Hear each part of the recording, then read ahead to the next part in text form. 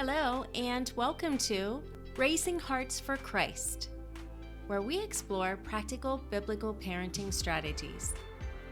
I'm Lisa Holsinger, and I'm so glad you're here.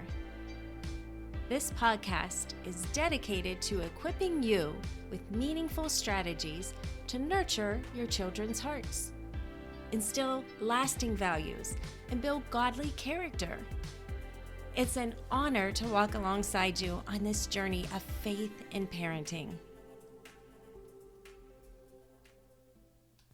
Today we're diving into a game-changing strategy for discipline, something that doesn't rely on punishments or rewards, but instead focuses on heart transformation. Let me ask you, have you ever found yourself in a battle of wills with your child? Maybe your preschooler's melting down over a snack.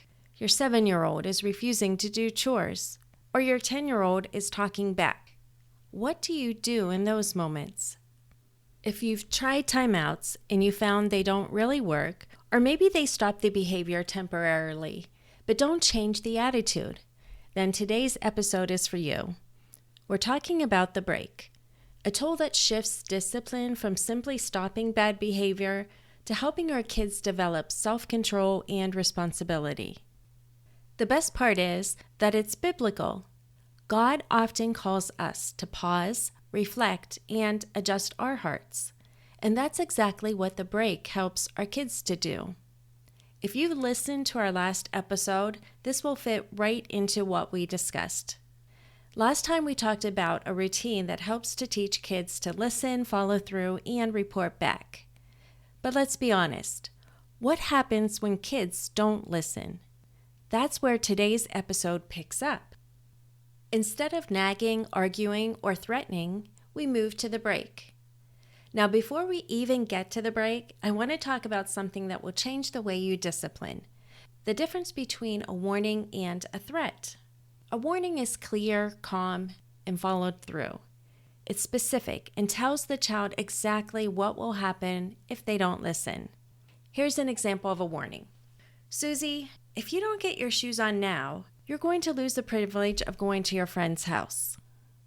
Mary, if you're unkind to your sister, you'll have to work here with me in the kitchen. See how those are direct and logical? They set a clear expectation and an understandable consequence. Now let's look at a threat. If you don't clean up your room, I'll throw away all your toys.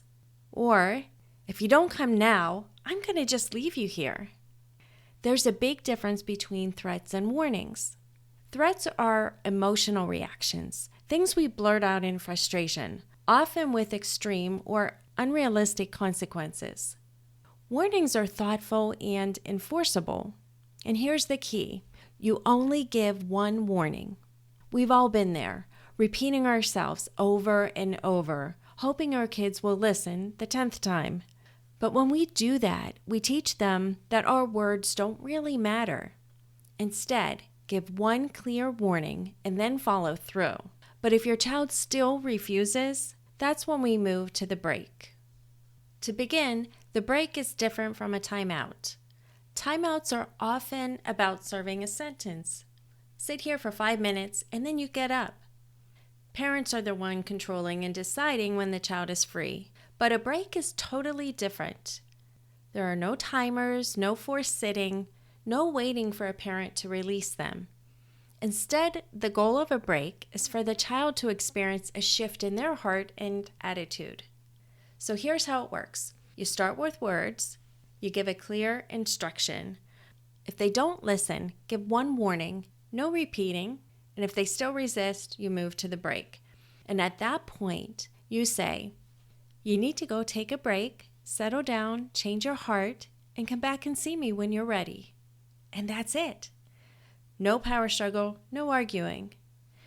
Now for a younger child, maybe like 2 or 3 years old, a break should happen in a specific assigned spot. A chair, a hallway, bottom of a step, somewhere boring. For older kids or teens, the location isn't as important. Life simply stops until they can talk respectfully and reach a resolution. Now here's where self-control comes in. They decide when they're ready to come back. This puts the responsibility on them rather than on you. At its core, the break is about more than just stopping behavior. It's about heart change, what Scripture calls repentance. Repentance isn't just about stopping bad behavior, it's about developing character, taking responsibility, having a soft heart toward correction. And here's something really important.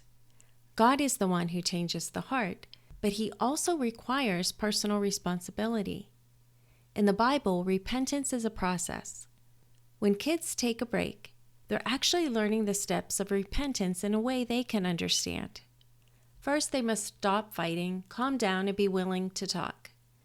This initial step is crucial because, just like Jeremiah 8:6 describes, an unrepentant person is like a horse charging into battle, rushing forward in defiance instead of pausing to reflect.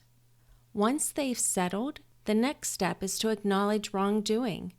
This teaches them to take responsibility for their actions rather than shifting blame. After that, they begin to recognize there's a better way. Understanding the way they handled the situation wasn't ideal, and they have the ability to make a different choice.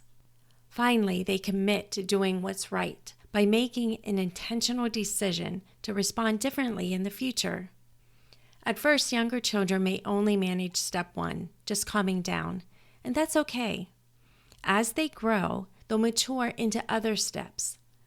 The key is consistency in guiding them through the process, helping them connect their outward behavior with the condition of their heart.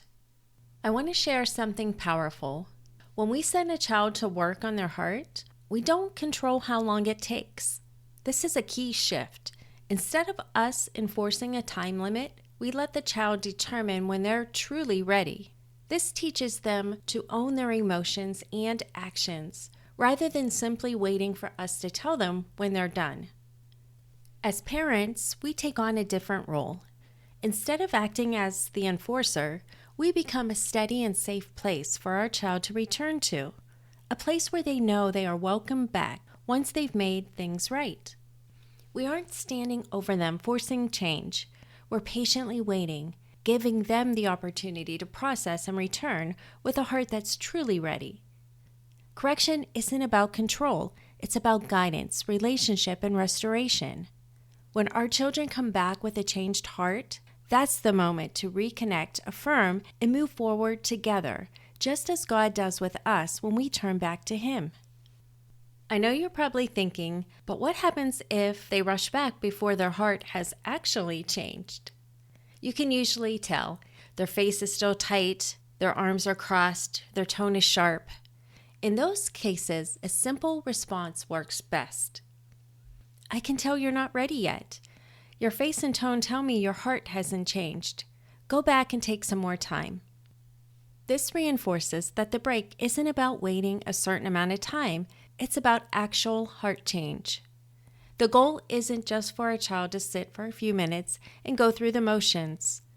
It's for them to take responsibility, calm their emotions, and return with a different attitude. Some children take longer to process, and that's okay. What matters is that they are the ones initiating their return, not us forcing them out of a time limit. I know this is a shift from traditional discipline, but I promise it's worth it.